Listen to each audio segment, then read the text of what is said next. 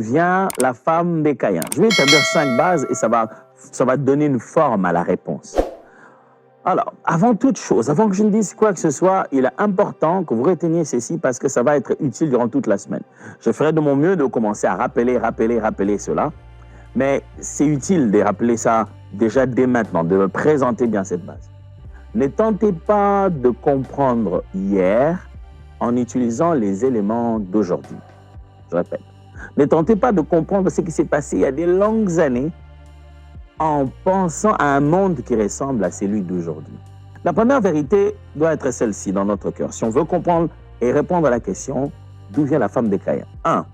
Adam et Ève, le seul premier humain créé.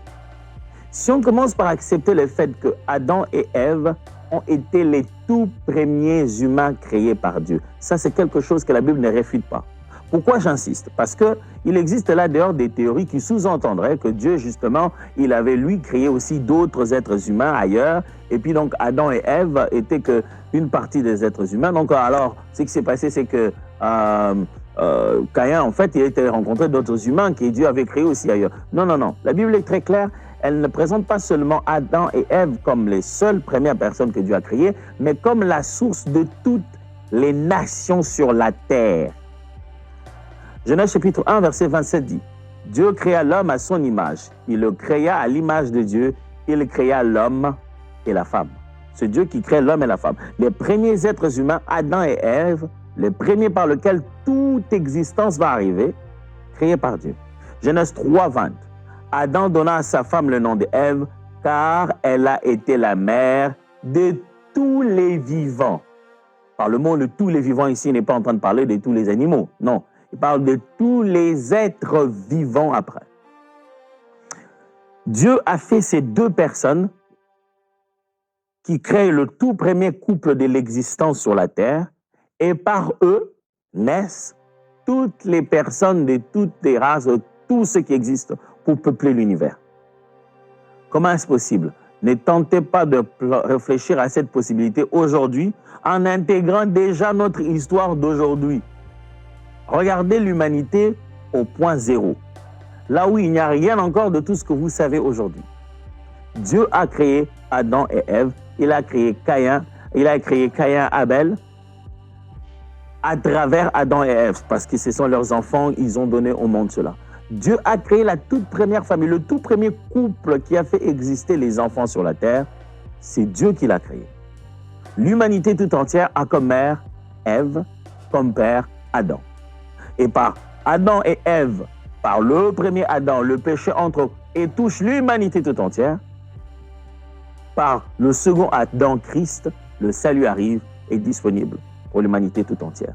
Donc, on retient bien, on est tous dans la Genèse, hein, on retient bien, première chose, c'est que Dieu, le premier couple de la terre, Caïn et Abel, c'est Dieu qui les a créés, c'est eux le tout premier couple, source de toute l'existence. Et la Bible confirme dans Genèse en disant que c'est de lui qu'est venu tous les autres peuples de la terre ont été créés. À partir de ce couple, tout existe.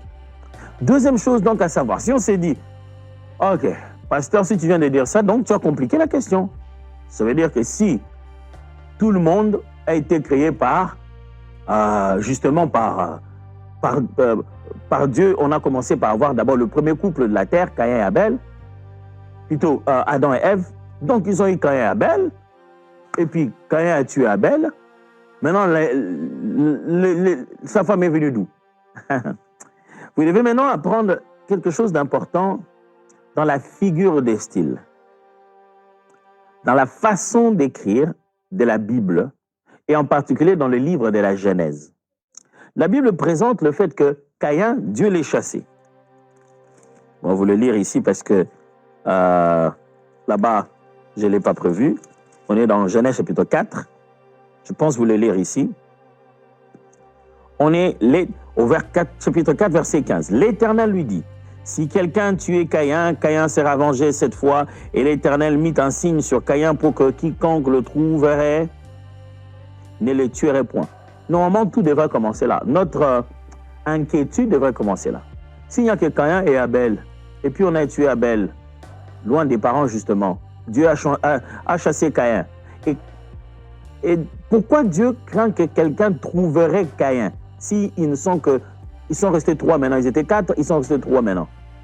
Pourquoi Caïn craint déjà que quelqu'un le trouverait? Hein? N'oubliez pas, hein, c'est Caïn qui commence ça, il dit, voici tu me chasses, aujourd'hui, ça c'est au verset 13, 14 maintenant, voici tu me chasses aujourd'hui, je suis dans Genèse 4, 14, voici tu me chasses aujourd'hui de cette terre, je serai caché loin de ta face, je serai errant et vagabond sur la terre, et quiconque me trouvera me tuera.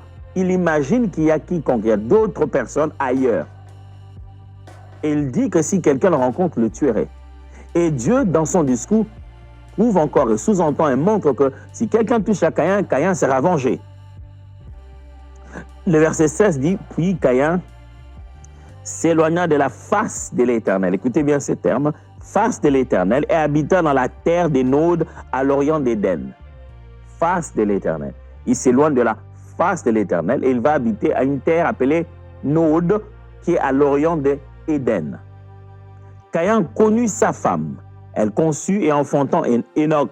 Il bâtit ensuite une ville et il donna à cette ville le nom de son fils Enoch. Enoch engendra Irad, Irad engendra Méduel. Tu amènes, oh, Caïn connut sa femme, automatiquement comme ça. C'est comme si un épisode manque. Mais quand vous lisez déjà le verset 14 et 15, dans la conversation de Caïn et de Dieu, vous voyez déjà que les deux sous-entendent qu'il existe déjà d'autres êtres humains, à part ceux que nous avons déjà vus. Là où l'histoire de la femme de Caïn devient un problème difficile à comprendre, c'est quand les gens s'arrêtent à croire que Adam et Ève n'ont eu que 3 enfants. Quand vous pensez que Adam et Ève n'ont eu que 3 enfants, donc ils ont eu Caïn et Abel, et lorsque Caïn a tué Abel, donc ils ont eu 7, donc c'était le 3e enfant, donc c'est ça. Si vous pensez qu'il s'agit de ça, ce que vous trouvez bizarre. Deuxièmement, c'est parce que les gens aussi croient en lisant les textes. Les textes donnent, en fait, l'ignorance devant les textes donne cette impression qu'en réalité, il y a eu d'abord Caïn et Abel. Certains croient même qu'ils étaient des jumeaux. Après, lorsqu'Abel est mort, alors, après, ils ont eu 7. Donc, 7 est venu juste pour combler Abel qui était mort et tout.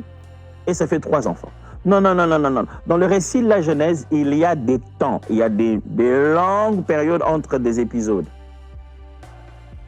Genèse chapitre 5, verset 4 me permet de placer la deuxième base. La femme de Caïn, une sœur ou une nièce. Voici les 2 possibilités.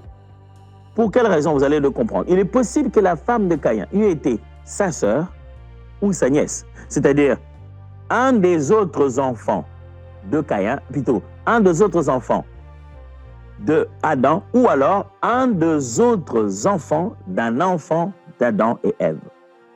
Genèse chapitre 5, verset 4. Les jours d'Adam après la naissance de Seth furent de 800 ans, et il engendra des fils et des filles. Là, la Bible parle que de après la naissance de Seth. C'est là qu'on parle de 800 ans. Quand vous allez un peu plus tard, vous voyez que si Adam a finalement vécu pendant combien d'années sur la terre. Et quand vous commencez à compter ça, vous faites ces calculs, vous dites combien de temps finalement Adam a vécu.